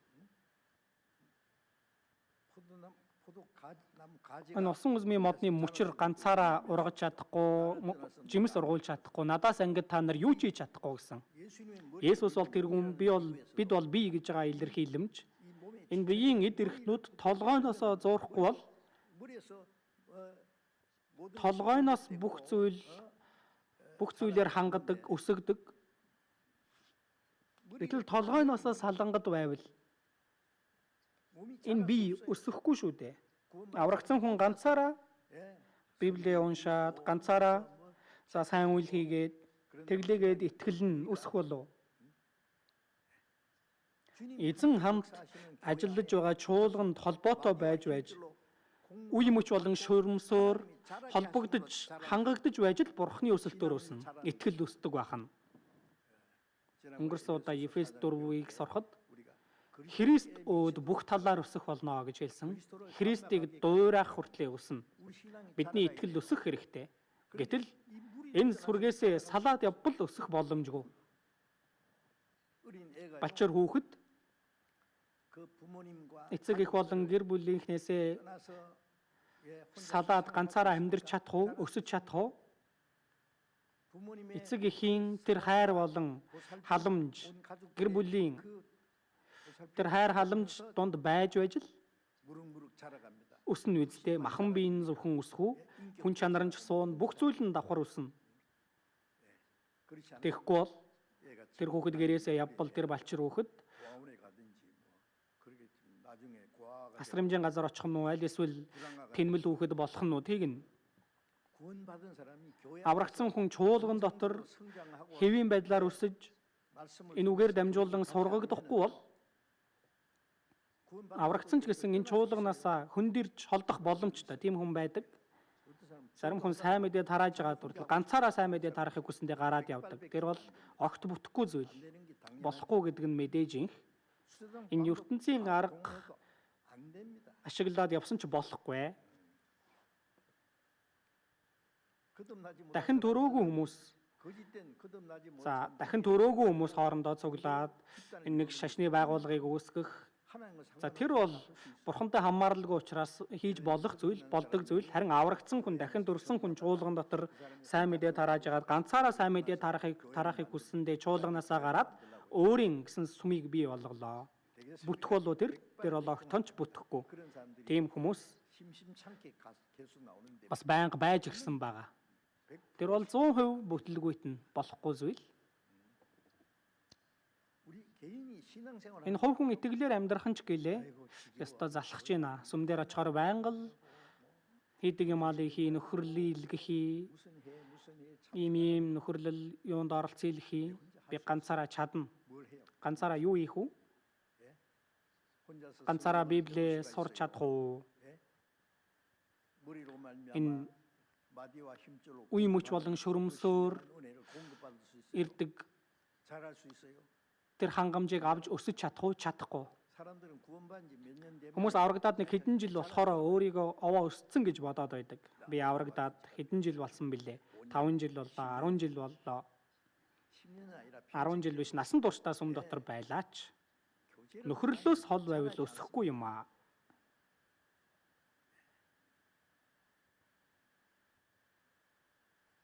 마디와 힘줄로 Үе мөч болон шөрөмсөөр 마디와 힘줄로 тэргүүнээс ирэх 온 전체 тэр хангамжийг авч байж л 공급을 тэтгэгдэж байж л өснө. 이 손가락 Энэ хуруу гартаага холбоотой байж байж л өсдөг үсттэй. Энэ бие хамтдаа өсдөг. Тус тусдаа өсдөг юм биш, хамт өсдөг. 근데 이 몸 Энэ биеэсээ салцсан байвал 자라기는 그냥 아무 юм өсөх, юу ч хийж чадахгүй шүү дээ. 여러분 교제를 떠나면 Нөхөрлөөс холдвол өсөхгүй юм аа. 고린도전서 1-р Коринт 3-ын 1-ийг харах юм бол 고린도의 편 Коринтэд захидал илгээхдээ Илж Паул Коринтэд байгаа тэр хүмүүс Коринт чуулганыхан та нар 아직도 그리스도 одоо хүртэл Христ дотор балчир хүүхэдтэй адил байна. Аходын хүнээрээ байна. Коринт чуулганы итгэгчид аврагдаад утсан байсан. 성경 아는 Библи мэдэх мэдлэг байсан. Бүр цаашлаад бүр бэлэг авьяарч байсан гэж байгаа. 그리 스스로 교만이 бас 있는데 바울 사도가 Тэд их бардам байсан Илж Паул хэлсэн тэдэнд тийм биш ээ. 너희가 아직 Та нар одоо хүртэл Христ дотор балчир хүүхэд байна. 육신의 Махбодын хороо байна. 너희 Та нарын дунд атаархал маргаан байгаа нь махбодын хороо буюу хүний жишгийн дагуу байгаагийнх биш үү? Коринт чуулганы итгэгчид 시기와 다툼 атаархал маргаантай байсан. 바울 사도가 Илж Паул Коринтод очоод сайн мэдээг дарааснаар Коринт чуулган бий болсон. Коринт чуулганы итгэгчид Паулыг юу гэж хэлсэн бэ? 12 элчийн 한 нэг биш байж 뭘 자기가 юу өөрийгөө илчих гээд байгаа юм бэ? Илж Паулыг ингэж үл тоомсорлсон. 바울을 Илж Паулыг тэгж хүлээн аваагүй, илч гэж тооцоогүй. 교만해 Тэд бардамнаад 그래서 тиймээс 지난달 그 өнгөрсөн сарын 성경 тэр 달력에 календар дээр 지식은 мэдлэг ихэрхүүлдэг бол хайр босгодог гэсэн үг байсан. 예 사랑은 그리스도 Хайр бол энэ Христийн зан чанар байгаа. 사랑한 사람은 겸손해져요. Хайрладаг хүн даруй болдог. Харин мэдлэг их хэсэг юм бол ихэрхдэг байгаа. 잘난 체 Мэддэг болцсон гэж боддог. 고린도 교회 Коринт чуулган тийм байсан. 고린도 Коринт чуулганы итгэгчид 말도 잘 сайн ч ярьдаг байсан. 막 성경 Библийг мэдэх мэдлэгч байсан. Гэхдээ Илж Паул 너희는 та нар одоо хүртэл Христ дотор балчир хүүхдээрээ байна. 육신의 Махбодын хүнээрээ байна. 시기와 Атаархал маргаантай байна. 구원받은 Аврагдаад удлаа гэд 무조 저절로 자라는 аяанда өсдөг юм биш ээ. 사람은 Хүн 태어나 төрөх юм бол хэдэн жил болвол тэгэл ямар тач өсгийн хувьд өсдөг тийм ээ. Харин бидний итгэл бол цаг хугацаа өнгөрлөө гэд 그는 자라 өсөөд байдаг зүйл биш байна. Чуулган дотор нэг эрэгтний хуваар холбоотой байж 머리 тэр тэргүүнээс ирэх, эзнээс ирэх тэр сүнслэг нэгүслийг авж байж итгэгчдэр дамжуулан авдаг. Тэрийг авж байж 하나님이 잘하게 하시는 Бурхны өсөлтөөр өсдөг. Бурхан 하는 방법이 өсөгдөг арга багаах нь. Тэгэхгүй бол өсөж чадахгүй. Зарим хүн хэдэн жил болсон мөртлөө хараад байхаар ерөөсөө өсөөгүй байдаг. Зарим хүн аврагдаад удаагүй мөртлөө 꽤 신앙이 их 성장한 사람이 있어요. итгэлтэй болцсон байдаг. Яагаад вэ? 교회 안에서 Чуулган дотор яг холбоотой байгаад нөхөрлөлд байгаад 있기 때문에 그런 거. үгээс сурсан учраас л тийм байгаа. Тэр бол гарцаагүй үнэн. 마디와 힘줄로 Тэгэхээр үе мөч болон шөрөмсөөр хамтд нь холбон хангаж Бурхны өсөлтөөр өсөгдөг. Үүнийг мартахгүй байх хэрэгтэй. Тэгээд 한 곳에 더 보겠습니다. дахиад нэг ишлэл харъя. 1-р Иохан 2-ыг харъя. 1-р Иохан 2. 요한 1서 2장 1-р Иохан 2-ын 27절 27.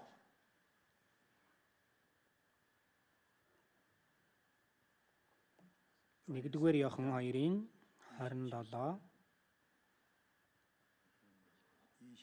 27, 28 би уншия. Та нарын түүнээс авсан тасалгоо нь та нарын дотор байдаг бөгөөд өөрт чинь заах хэн нэгэн та нарт хэрэггүй. Харин түүний тасалгоо нь та нарт бүхнийг заадаг бөгөөд тэрхүү тасалгоо нь худал биш үнэн юм. Тиймээс та нарт заасан ёсоор та нар түүний дотор байгтун. 자녀들아 Бяцхан хүүхдүүдээ та нар түүний дотор бай. Тэгвэл түүнийг илчлэгдэхэд бид түүний өмнө зоригтой байж түүнийг ирэхэд өмнө нь ичих юмгүй байх болно. Энд та нарын түүнээс авсан гэж байгаа, та нар гэж байгаа нь чуулганыг хэлж байгаа. 요한복음 Иохан номыг бичсэн зорилго нь Есүс бол Бурхны хүү Христ гэдгийг мэдэж тэр Есүсийн өгж байгаа нэгүслийг ухаарч мөнх амьтаа 것이 요한복음을 기록한 болгох нь Иохан номыг бичсэн зорилго гэсэн. Харин 1-р Иохан ном дахин төрсөн хүн аврагдсан хүмүүс Христ дотор 하나로 нэг болоод нөхөрлөөд 교제가 нөхөрлөл гэж юу болох вэ гэдгийг зааж өгж байгаа 1-р Иохан ном байгаа. Тиймээс 1-р Иохан 1:3 дээр 사귐은 아버지 үнэн дээр бид эцэг ба түүний хүү Есүс Христтэй нөхөрлөж байгаа юм а гэсэн. 우리에게 이것을 기록하는 Бидэнд үүнийг бичсэн нь 사귐이 있게 하는 нөхөрлүүлэхийн тулд юм а гэж байгаа хан. Нөхөрлөл бах нь fellowship. 우리가 서로 Бид хоорондоо нөхөрлөх. Энэ нь хүн хоорондын үерхэл нөхөрлөл биш. Харин эцэг ба түүний хүү Есүс Христтэй нөхөрлөж байгаа юм а. Энэ нөхөрлөл дотор амьдрах амьдрал, эзэн доторх амьдрал байх нь. Тиймээс 이 말씀 энэ үгэн дээрч 너희는 죽게 та нарын түүнээс авсан тосолгоо нь та нарын дотор байдаг. Та нар гэж байгаа нь чуулганыг хэлж байгаа. Тосолгоо гэж байгаа нь ариун сүнс. 기름 부은 Тосолгоо нь та нарын дотор байдаг. Ариун сүнс. 기름 부은 Тосолгоо нь 모든 та нарт бүхнийг заадаг. Бөгөөд тэрхүү тосолгоо нь худал биш үнэн юм. Тиймээс та нарт заасан ёсоор та нар түүний дотор байгтун. Чуулган дотор 성령의 ариун сүнсний заалт байдаг. 학문으로 이 교회라는 Энэ хан 글자가 참 бичгээр 가르칠 교자 모일 해자 чуулган гэдэг үгийг их зөв бичсэн. 뭡니까? 가르치 Заалгуулах газар бас цуглах газар. Бид нар заалгуулахын тулд цугладаг. Аврагдсан хүмүүс цуглах болгондоо 주님의 가르치심이 있습니다. эзнэр заалгадаг бахан. 주님의 Эзний нэгүсэл болон үнэн, Бурхны хүсэл болон Бурхны төлөвлөгөө Христэд итгэгчдийн яаж амьдрах ёстойг бид нэр сурдаг үстэй. Энэ тосолгоо нь та нарт бүхнийг заадаг. Тосолгоо нь ариун сүнсийг гэлж байгаа. Чуулган дотор ариун сүнс байж бүхнийг заадаг. 참되고 거의 Худал биш үнэн юм аа. Тиймээс та нарт заасан ёсоор та нар түүний дотор байгтун ариун сүнсний заалт түүнд худал юм байхгүй үнэн байх нь. За манай чуулганы пасторууд ч гэсэндээ Библийг заадаг. За магадгүй 자기 өөрийн бодлыг ярих боломжтой, үгэн дээрээ алдах боломжтой. Гэхдээ Библийн чухал хүслийг тайлбарлахдаа хэлэхдээ 틀린 거 있을 нэх сүртэй алддаг болов. За магадгүй алдаж болох юм гэхдээ барагтаал бол байхгүй. 참되고 거의 Худал биш үнэн. 성령의 가르침은 Ариун сүнсний тэр сургаал бол худал биш үнэн. Би хаяа 뭐 이제 기독교 энэ 방송 Христийн шашны нэвтрүүлгийг 텔레비 채널을 바꿔 сувгийг үзэх юм бол за тэр нэвтрүүлэг гардаг. Заримдаа хаяа нэг үздэг яг юу ярих нь уу гэд. Манай улсын одоо бүр төлөөлж байгаа том чуулганы пастор их сайн ярьж байгаа. Гэхдээ ярьж байгаа зүйлд нь биднийг харахад бол ерөөсөө юу ч биш байгаа. Дотор үр нь бол байхгүй. Түүнийг харчихсан үр байхгүй, үр жимс нь байхгүй. Тэгэж хэлэх боломжтой. Зүгээр л агуулгыг нь ухарлаагүй гадна талаар нь л тойроод байдаг. Яг үндсэн зүйлийг нь алдагдуулсан. Дахин төрөөгүй учраас тийм байгаа. Ариун сүнс заахгүй байгаа учраас л тийм байгаа. За би ингэж хэлж бас болох нь мэдэхгүй байна. Гэхдээ тэр нь бол үнэн.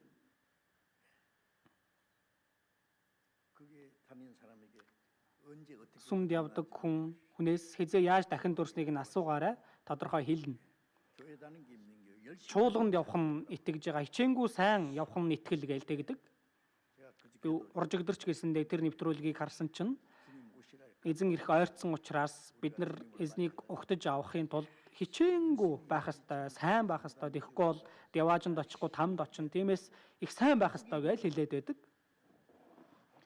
Хэр зэрэг хичээнгүй сайн байх ёстой юм бэ?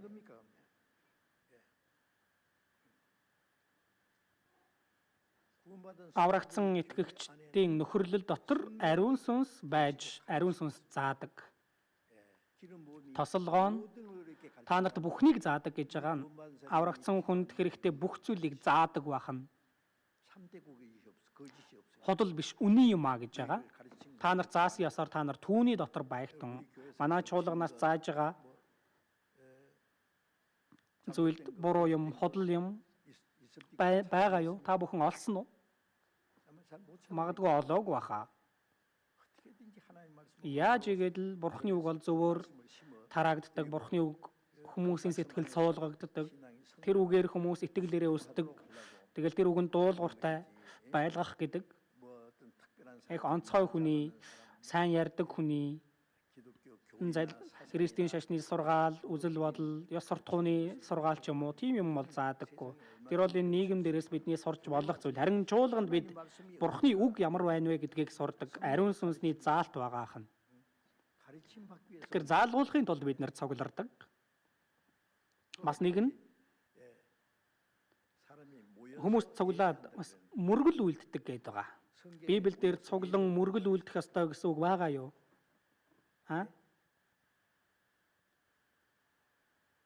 Йохан 4 дээрээс харах юм бол Бурхан бол сүнс, түүнд мөргөгчд нь сүнсээрээ үннээр мөргөх ёстой гэж альтлаа гэсэн. Бурхан ийхүү мөргөгчдийг ирж байдгаа гэсэн. Бурхан бол сүнс гэж байгаа нь махан бие бишээ гэсэн үг. Махан бие биш учраас бид бүхэн үнэхээр итгэл сүсэгтэй дүр төрхөөр нухацтай, үнэхээр уран тансаг үгээр залбирч, магтан дуунч гэсэндээ их сайхан байж тэрийг Бурхан хараад таалдаг юм биш. Бурхан махан бие биш байхгүй юу? Бурхан бол сүнс гэж байгаа нь бидний сэтгэлийг нэвтлэн хардаг гэсэн үг.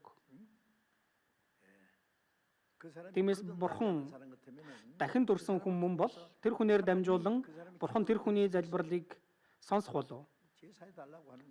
Дахин төрөөгүй хүний залбирлыг бол аварч өгөөч гэх залбирлыг нь сонсон. Бурхан сүнс учраас мөргөгчд нь үннээрээ сүнсээрээ мөргөх ёстой. Сүнсээр гэж байгаа нь ариун сүнс байх нь. Ариун сүнс ирж үнэн рүү удирдах тэр үннийг дагаж амьдрах амьдрал бүхэлдээ мөргөл байх нь. Бурхан ийхүү мөргөгчдийг ирж байна. Илүү баталгаатай зүйл нь Ром 12:1 дээр Бурхны өрөвч сэтгэлээр та нараас хичээнгүйлэнгүй. Бурхны өрөвч сэтгэлийг өмссөн бол, авсан бол, аврагдсан хүн, аврагдсан бол гэсэн үг.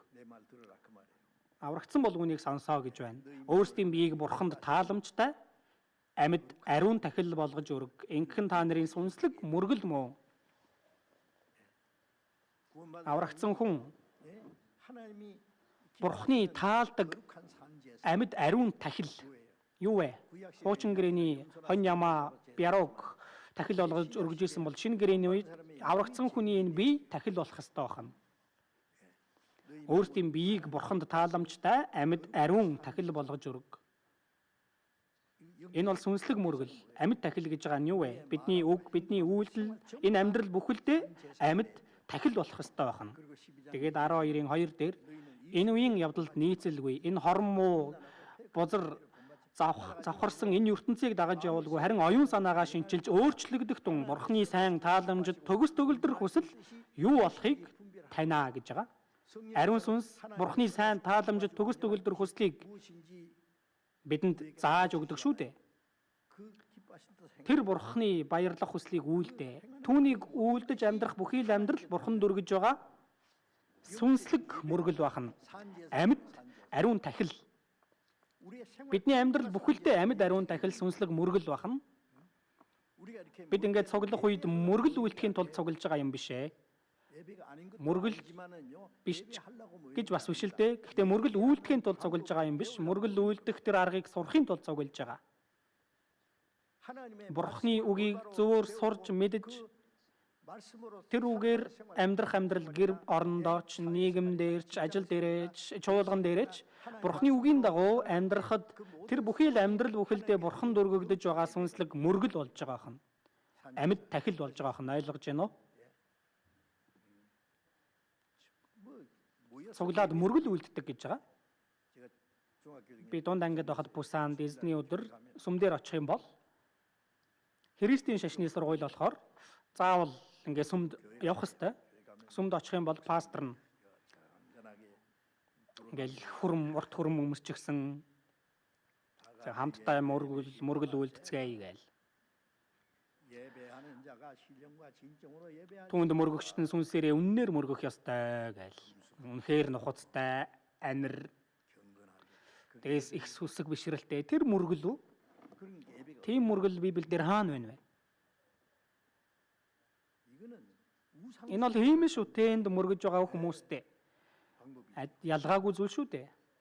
Христэд итгэгчийн амьдрал бүхэлдээ бидний үг үйлдэл, бидний амьдрал бүхэлдээ Бурхны хүслийн дагуу амьдарж байгаа амьдрал бүхэлдээ мөргөл бахам. Энэ нь ариун сүнсийг дагаж үйлдэж байгаа хэрэг. Тиймээс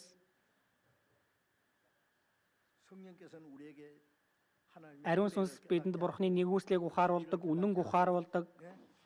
Христэд итгэгч хүн яаж амьдрах ёстойг бидэнд байнга зааж өгдөг үстэй. Ингэж заалгуулад мартчвал ямар хэрэг байна вэ?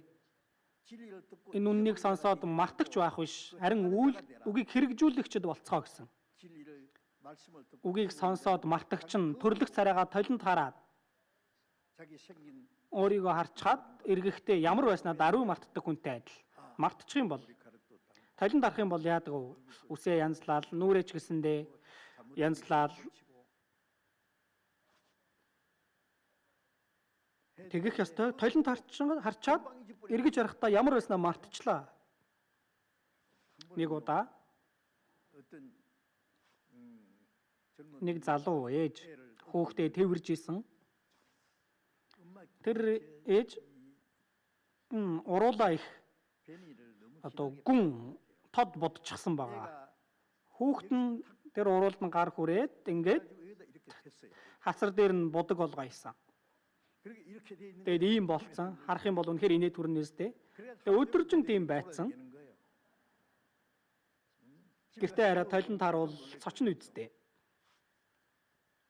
Толинд харуул өөрөөсөө засах юм юу байна харна үсттэй. Үгээр дамжуулан бид засах зүйлээ, үйлдэх зүйлээ олж харна, засах хэрэгтэй биш гэж үү? Гэтэл үгийг үйлдэхгүй ахын толинд харчаад ямар байснаа даруй мартаж байгаа дүр төрхтэй байдлаа. Бид үгийг зүгээр нэг сонсогчд байх биш, мартамхаа сонсогч байх биш, харин хэрэгжүүлэгч байх ёстой. Тэр хүн үйлсдээ өрөөгднө гэж байгаа. Бид бүхэн Библийг яагаад сурдаг вэ? Сураад яах гэж, багш болох гэж сурдаг уу? Сахин үйлдэх гэж. Тиймээс бид эзний үгийг ариун сүнсээр бид нэр заалгуулдаг, түүнийг мэдэх хэрэгтэй. Тэр бол худал биш, үнэн. Та нарт заасан ёсоор та нар түүний дотор байх тун. Түүний дотор бай гэж байгаа нь үгийн дагуу амьдрах нь эзэн дотор байгаа амьдрал. Үгийг сайн сонсцоод амин гэд гадагшаа гараад өөрийн хүслээр амьдрал 하나님 말씀 Бурхны үгийг үл тоож байгаа хэрэг үстэй. 그리고 Тэгээд 1-р Иохан 2:28 дээр бяцхан хүүхдүүдээ та нар түүний дотор бай. Үгийн дотор бай. Үгийн дотор бай гэж байгаа нь үг нь дуулууртай бай гэсэн үг. 이는 주께서 Тэгвэл түүнийг илчлэгдэхэд бид түүний өмнө зоригтой байж түүнийг ирэхэд өмнө нь ичих юмгүй байх болно. 주님 말씀 Эзний үгийн дотор амьдрал эзэн дотор орших нь үгийг сурж үгэн дотор амьдрах амьдрал тэгэх юм бол эзэн ирэх үед түүнийг ирэх үед 우리로 담대함으로 бид түүний өмнө зоригтой байж өмнө нь ичих юмгүй байх болно. Яагаад? 우리가 Бид эзэн ирэхэд эзэн дотор амьдрсан уу, эзний гадна амьдрсан уу ил болох учраас 주님 эзэн дотор амьдрах нь 삶이 주님 안에 үгэн дотор амьдрах амьдрал байна. 이게 말씀 듣는 사람들 Тиймээс үг сонсож байгаа хүмүүс сайн сонсож сурж байна.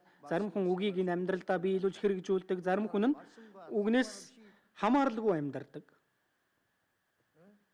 그 성경 왜 봐요 그러면? Библийг тэгвэл яагаад сурж байгаа юм бэ?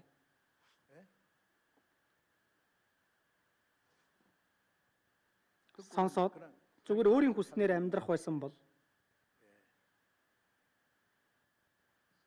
тэр үг нь дуулууртай байх хэрэгтэй. Тэр нь эзэн дотор амьдарж байгаа амьдрал. Эзэн дотор амьдрал эзэн ирэх үед эзэн дотор амьдрсан хүн ичих зүйлгүй байж зоригтой байна.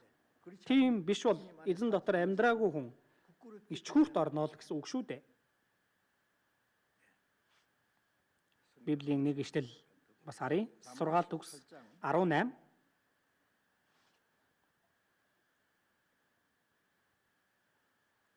잠언 18장 Сургаалт төгс 18-ийн 18장 1절 нэгийг хамт уншия. Хажиг хүн өөрийнхөө хүслийг хайж хамаг саруул ухааны өөдөөс сөрнө. За хүмүүсээс өөрийгөө тусгаарладаг хүн байх нь энэ хажиг хүн гэж байгаа нь. 사람들이 많이 모인데 Энэ хүмүүс гэж байгаа нь 말하는 게 아니라 заавал олон хүмүүс цугларсныг хэлж байгаа юм биш. Дахин төрсөн Христэд итгэгчдээс ариун сүнсний хамт байж, ариун сүнсний сургаалыг сонсож, ариун сүнсний 교회죠. хүслээр амьдрдаг тэр сүрэг, 무리에게서 тэр чуулганаас өөрийгөө тусгаарлагч нь 떠나는 사람이 яваад өгдөг хүн байдаг байна. 저는 자기 소욕을 Өөрийнхөө хүслийг хайнаа. Өөрийн махан биеийн хүслээр амьдрах гээд байгаа нь энэ чуулган дотор амьдрах нь өөрт нь хэцүү байдаг. Тийм болохоор сэмхэн алга болчдөг. Зарим хүн 이제는 яг мартах читэл эргээ хүрээд ирдэг. Дахиад байж байгаа л байхгүй болчдөг. Их хачирхалтай тэр. Сүүлийн үед нэх байхгүй юм шиг байгаа тийм хүн. Өмнө нь бол их байдаг байсан.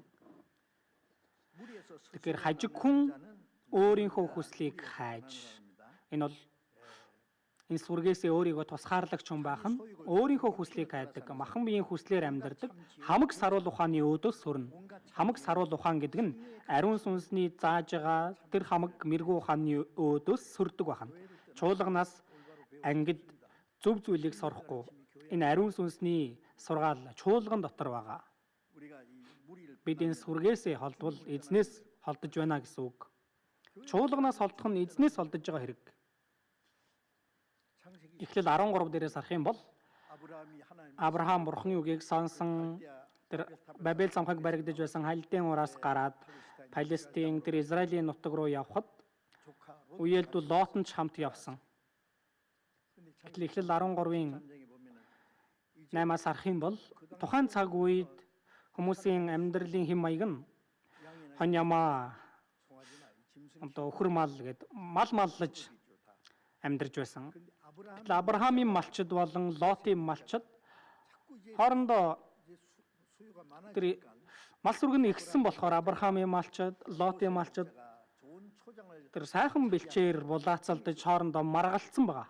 그래서 Тиймээс Авраам Лотыг дуудаад хэлсэн зүйл чи бид ахан дүүсээ 이렇게 다투 ингэж маргалдаж байвал асуудал үүсгэнэ. Тиймээс надаас салж яваач. Чамайг зүүн тийшээ явбал би баруун тийшээ явъя. Хэрвээ чамайг баруун тийшээ явбал би зүүн тийшээ явъя. Чи эхлээд сонгоо. Ингүүл 그 Лот юу гэх ёстой байсан бэ? Хаа. 내가 Би 삼촌을 따라온 건 таныг дагаж ирсэн нь 하나님 때문에 Бурхныг л харж дагсан. 하나님을 Та Бурхныг дагсан учраас хамт гарч ирсэн шүү дээ. Гэтэл би танаас салах гинүү?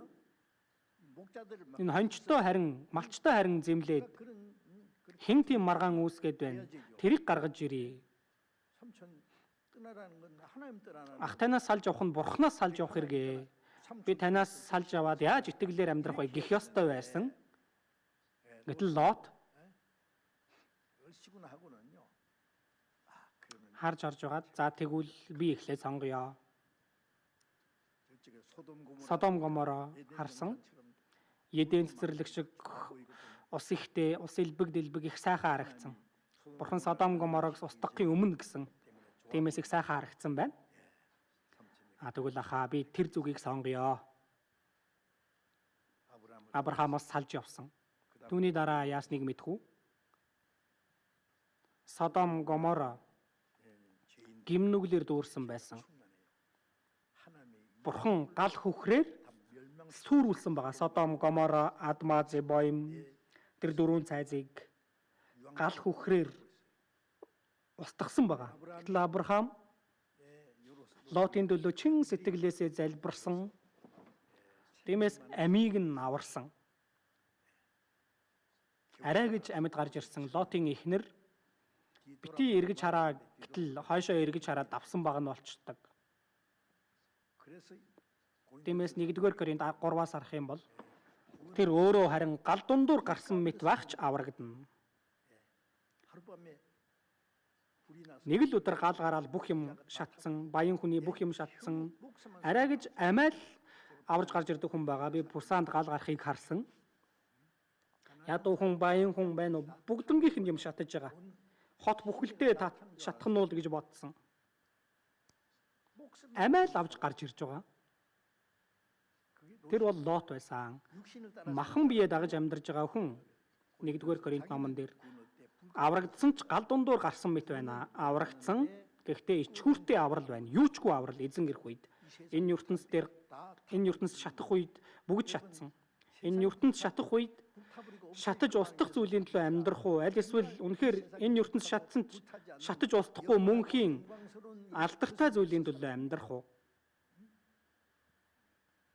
Бид бүхэн газар дээр амьдарж байгаач Тэнгэрийн улсыг харж цаг хугацаан дотор амьдарж байгаач мөнхийн зүйлийн төлөө харагдж байгаа ертөнц дээр амьдарж байгаач үл үзэгдэх тэр суу алдарт улсын төлөө амьдардаг хүмүүсээ.